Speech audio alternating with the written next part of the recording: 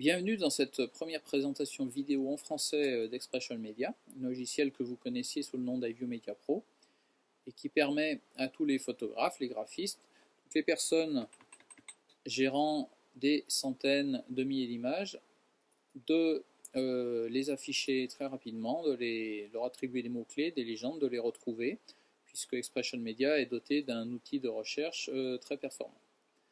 Alors, nous allons commencer cette vidéo par un rapide tour d'horizon de l'interface du logiciel afin de vous le faire découvrir dans les grandes lignes.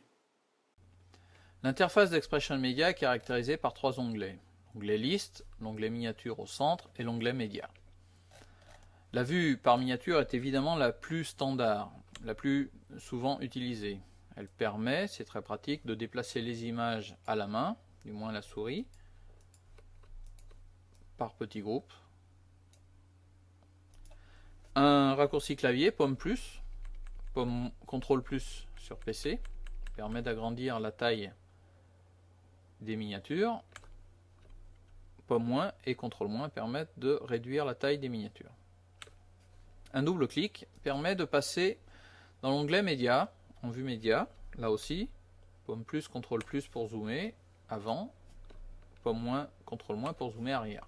On peut demander la taille directement 100% ici grâce à ce bouton, 100% qui permet de juger de façon pratique de la netteté d'une image. Un double clic permet de revenir en vue miniature. Moins souvent utilisé, la vue par liste est pourtant parfois très pratique. Pomme plus, contrôle plus permettent d'agrandir quelque peu la taille des vignettes. On peut régler la largeur des colonnes.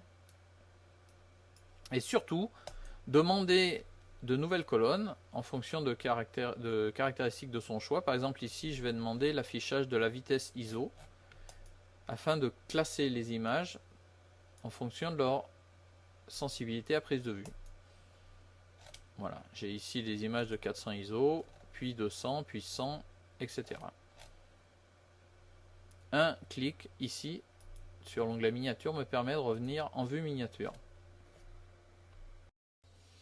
Au-delà des trois types d'affichage que nous venons de voir, il existe une quatrième façon d'afficher ces images dans Expression Media, c'est la table lumineuse, à laquelle on accède par ce bouton, le quatrième en partant de la droite. Alors la table lumineuse, c'est extrêmement pratique pour visualiser rapidement les images en plein écran. D'un clic droit, on peut demander l'affichage à l'échelle de son choix, 100% par exemple, afin de vérifier la netteté de l'image.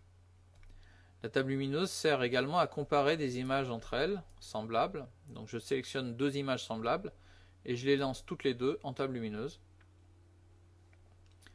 Et donc je peux les comparer très facilement. Alors là, j'ai une difficulté. Je vais d'un clic droit décocher le bouton arrêt du défilement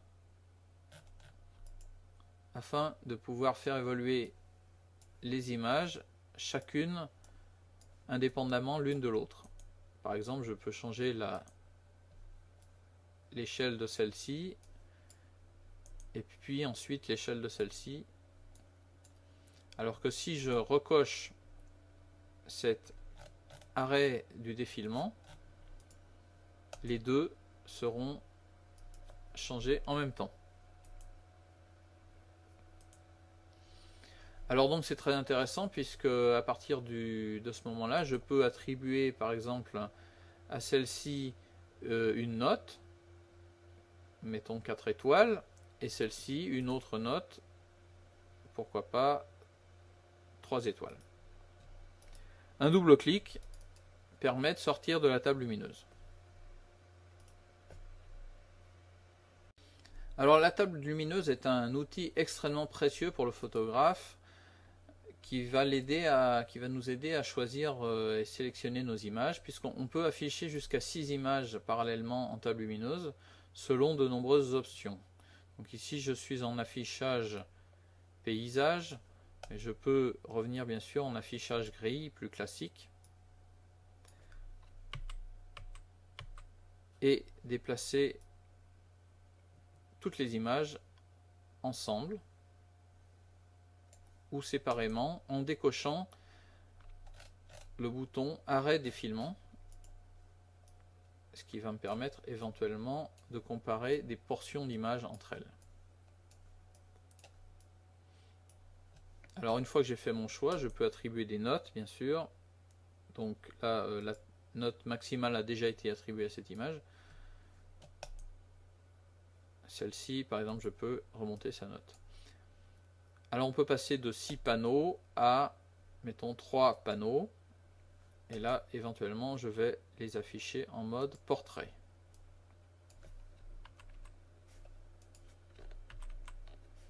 Voilà qui va me permettre d'affiner mon jugement sur une série d'images.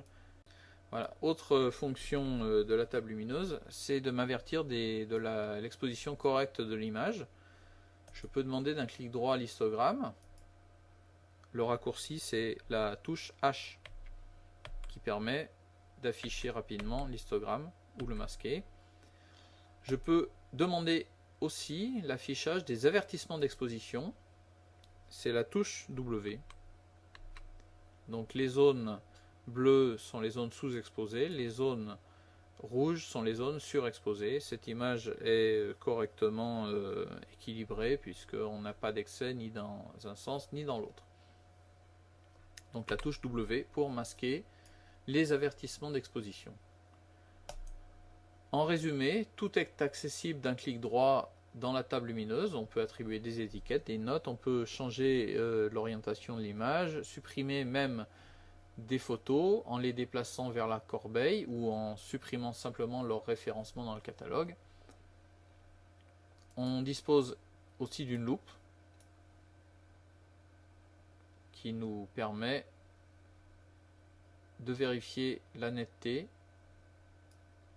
à diverses échelles. Voilà, donc ici je crois que c'est 100%. Et là 50%, ce qui suffit en général à juger de la netteté. D'un clic droit, on peut demander aussi l'affichage des outils. Ici nous avons les labels, les étoiles, et je suis sorti de la table lumineuse sans faire exprès, mais j'y retourne immédiatement. On a ici l'affichage du taux de zoom. Ici je suis à 40%, 45%, 50%. Voilà, un double clic pour sortir de la table lumineuse. Alors nous avons vu les trois options principales d'affichage d'Expression Media, la vue par liste, la vue miniature et la vue média, sans oublier l'exceptionnelle table lumineuse qui fait le bonheur des photographes. Je vous propose de nous retrouver pour une prochaine vidéo où nous parlerons des options et du paramétrage des diaporamas.